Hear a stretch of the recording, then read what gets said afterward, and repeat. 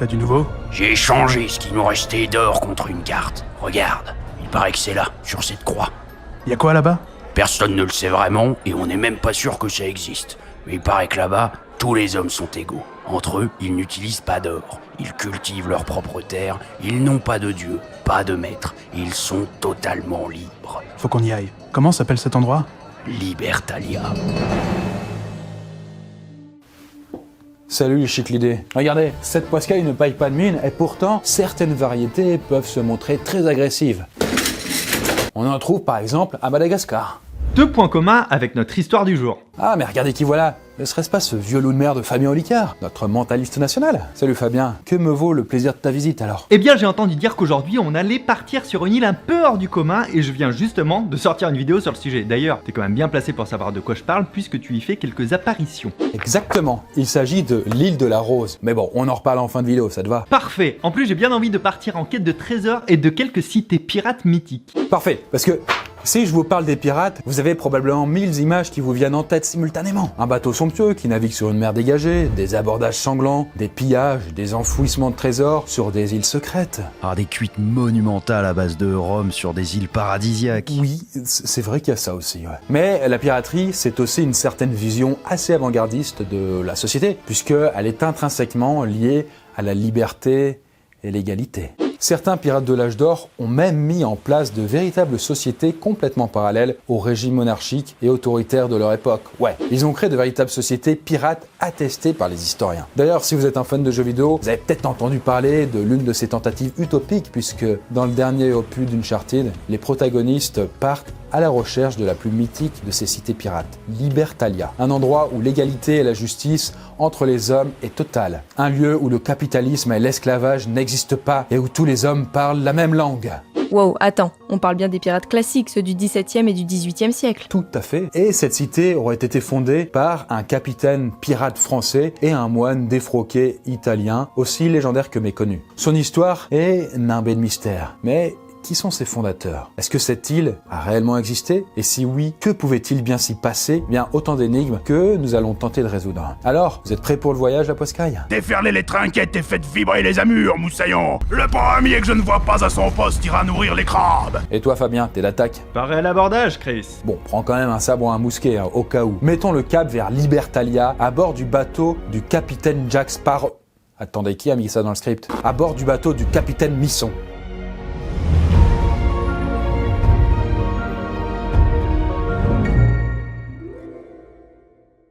Alors, par où commencer? Bon, vous vous en doutez, trouver une cité pirate mythique n'est pas chose facile, et les sources sur le sujet n'abondent pas vraiment. En plus, l'histoire est complexe et pleine d'aventures. Le chemin est tortueux, et on a vite fait de se perdre entre la fiction et la réalité. Notre histoire est une légende, et comme pas mal de légendes, elle prend sa source entre les pages d'un vieux livre poussiéreux. En l'occurrence, le livre qui nous intéresse s'appelle Histoire des pirates anglois depuis leur établissement dans l'île de la Providence jusqu'à présent.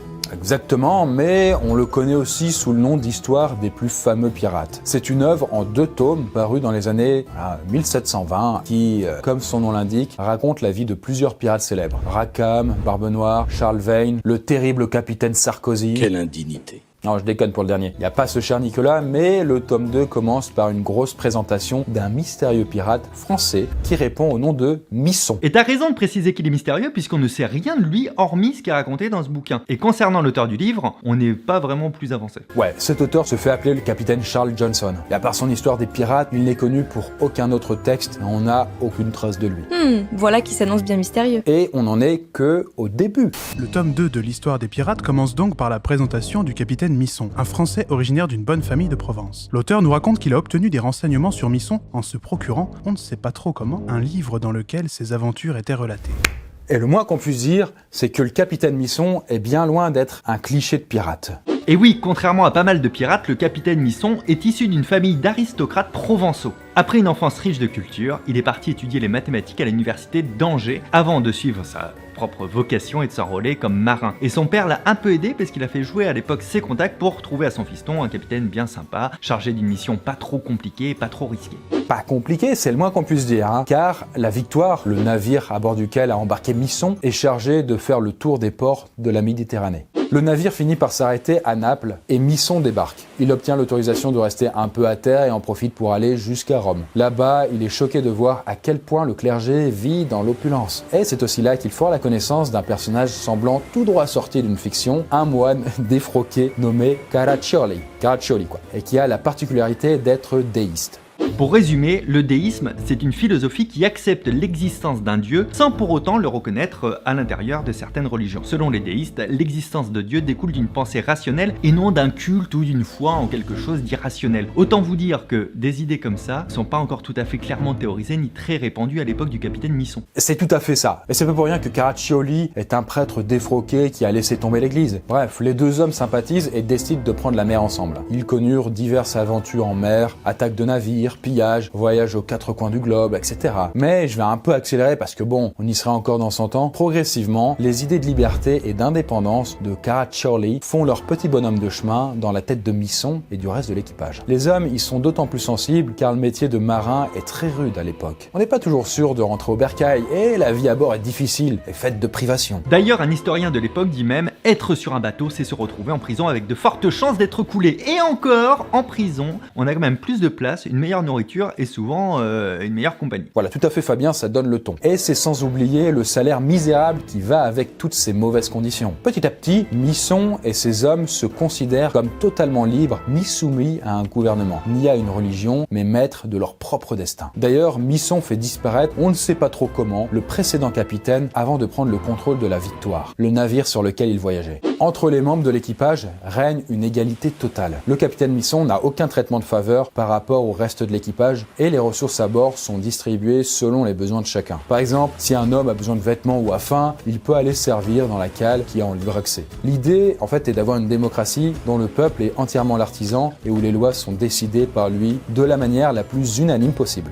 Tout ça, une petite centaine d'années avant la Révolution française, je précise quand même. Eh ben, c'est plutôt en avance pour l'époque. Ouais, d'autant plus que du temps de Misson, c'est quand même Louis XIV, vous savez, le roi Soleil qui règne. Donc, niveau égalité, c'est pas encore ça, quoi. Pas pour rien qu'on dit que c'est le monarque absolu, quoi. Mais bon, globalement, la philosophie de beaucoup de pirates, c'est de lutter contre l'industrie maritime et les puissants États qui méprisent les marins et se moquent bien de leur sort. Il y a du saccage dans l'air. Cependant, le capitaine Misson et son équipage vont plus loin. Chez les pirates classiques, il y a ce qu'on appelle une hiérarchie, c'est-à-dire en fait une hiérarchie propre au navire. Ce système est décrit d'ailleurs dans un livre au titre très court qui s'appelle Histoire des aventuriers, flibustiers et boucaniers qui se sont signalés dans les Indes, contenant ce qu'ils y ont fait de remarquable avec la vie, les mœurs et les coutumes des boucaniers et des habitants de Saint-Domingue et de la Tortue. Une description exacte de ces lieux et un état des offices tant ecclésiastiques que séculières et ce que les grands princes y possèdent. Tome 1. Chez les pirates traditionnels, le capitaine peut prendre possession d'un bâtiment capturé. Les officiers du navire ont une plus grosse part du butin et celui qui aperçoit en premier le navire qui sera abordé aura une prime. Mais tout ça, ce n'est pas le cas du navire de Misson et de son équipage, où vraiment tout le monde est traité de la même manière. J'admire la démocratie.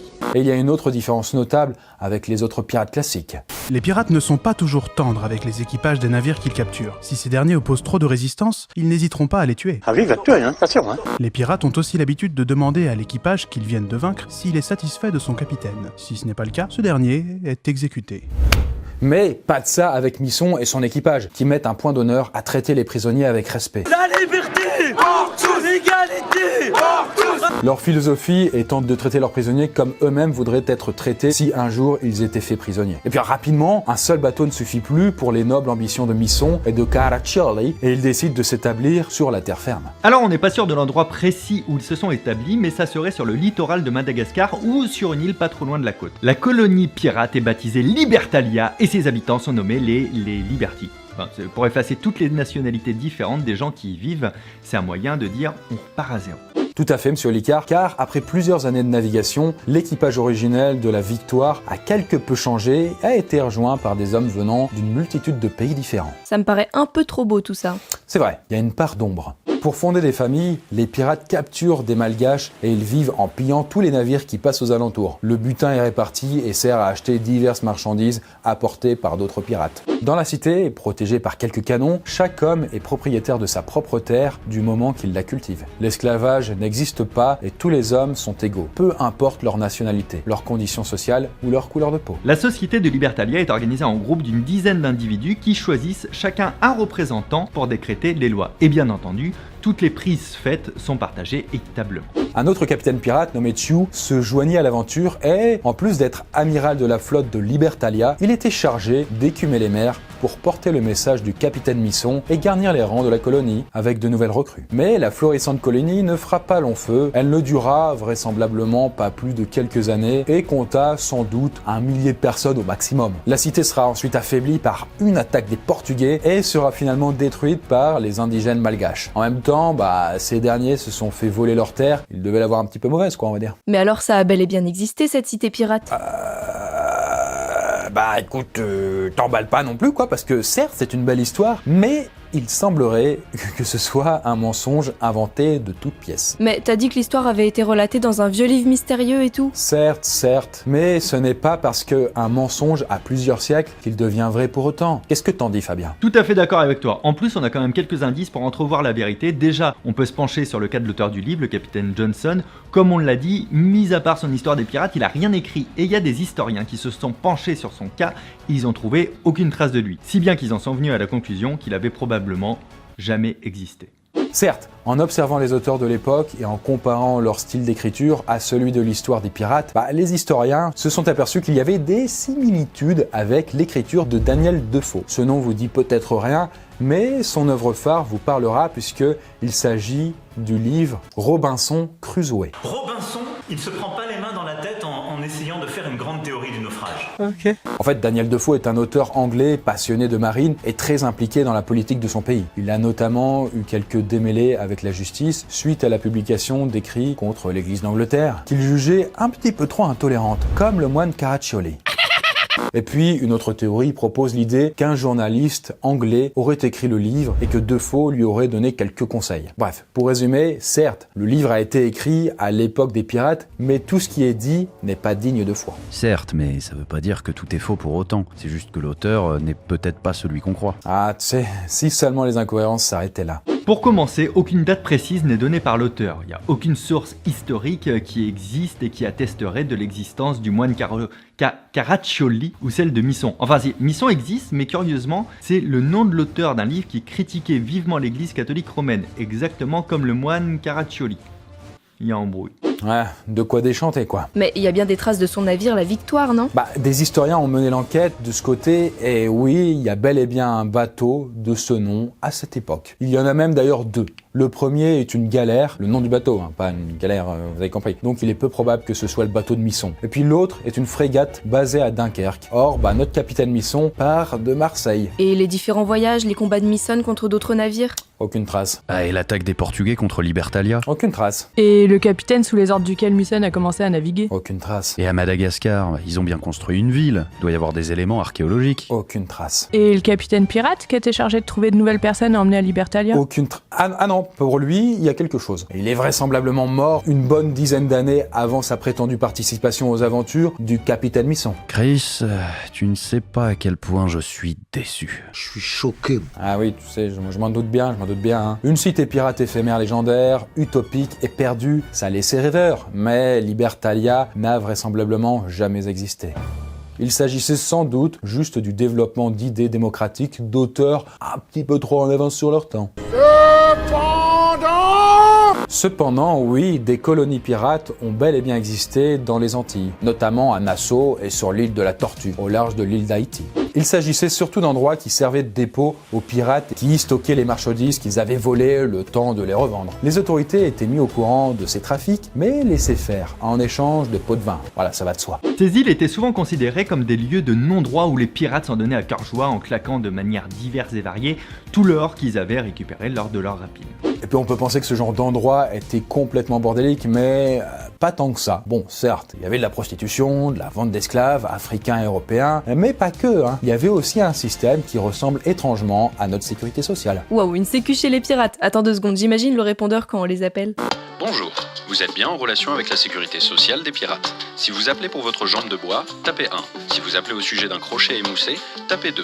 Si vous avez le scorbut, allez voir un docteur. Bon, je rappellerai. N'empêche que c'était suffisamment bien organisé et clair pour qu'un flibustier du XVIIe siècle les mette par écrit. Et vous allez voir, tout est prévu. Pour la perte d'un œil, 100 écus ou un esclave. Pour la perte de 2, 600 écus ou 6 esclaves. Pour la perte de la main droite ou du bras droit, 200 écus ou 2 esclaves. Pour la perte de 2 jambes ou 2 pieds, 600 écus ou 6 esclaves, pourvu qu'il y en ait. Alors c'est bien joli, mais par contre, faut pas perdre de vue que tout ce système reposait sur le pillage et le vol. C'est cool, mais quand même, Pour résumer, des cités pirates ont bel et bien existé, mais aucune d'elles n'a été si loin que la supposée Libertalia qui, elle, semble ne jamais avoir existé.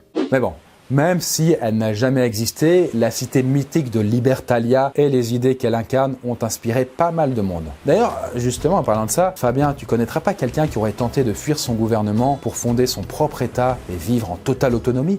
Effectivement, Chris, un peu comme nos chers pirates et bien des siècles après l'existence supposée de Libertalia, un Italien qui s'appelle Giorgio Rosa a eu l'idée de créer une micronation avec une île fabriquée de toutes pièces par lui-même. Et contrairement à Libertalia, on est sûr que son île de la Rose, sa micronation, a vraiment existé. Mais ça s'est pas vraiment bien terminé pour lui. Effectivement, Fabien, et t'as d'ailleurs fait une vidéo sur l'histoire de Giorgio qu'on peut retrouver sur ta chaîne. Exactement. Et pour rappel, tu es à l'intérieur, donc t'étais censé le savoir. Du coup, n'hésitez pas à aller voir ça, la Postcarry. D'ailleurs, je ramasse le livre que j'ai jeté avec tant de mépris. C'était vraiment pour le gag, parce que sinon, j'adore les bouquins, évidemment. Bref, n'hésitez pas à aller voir sa vidéo, la Postcarry, où j'interviens. L'histoire vaut clairement le détour. Bon, pour conclure sur Libertalia, même si elle n'a probablement jamais existé, elle synthétise tous les fantasmes qui courent sur les pirates. Liberté, indépendance, justice et égalité entre les hommes. Mais est-ce une bonne chose de prêter autant de qualité aux pirates ? Après tout, n'étaient-ils pas des gens prêt à tout sacrifier pour s'enrichir, quitte à tuer d'autres marins qui n'avaient rien demandé? Eh bien voilà, Postcarry, j'espère que ça vous a plu. Mais je me pose une question. Est-ce que ce serait pas un jour faisable de créer sa propre île, avec ses propres lois, créer un nouveau monde, quoi? Et allez, Chris part encore dans ses délires. Non mais attends, Libertalia c'était peut-être du bullshit, mais l'île de la Rosa, ça a quand même existé. Et c'était il y a longtemps. Maintenant ce serait encore plus simple à faire. Ouais, enfin on sait tous comment ça s'est terminé dans BioShock. Ouais, je vais réfléchir.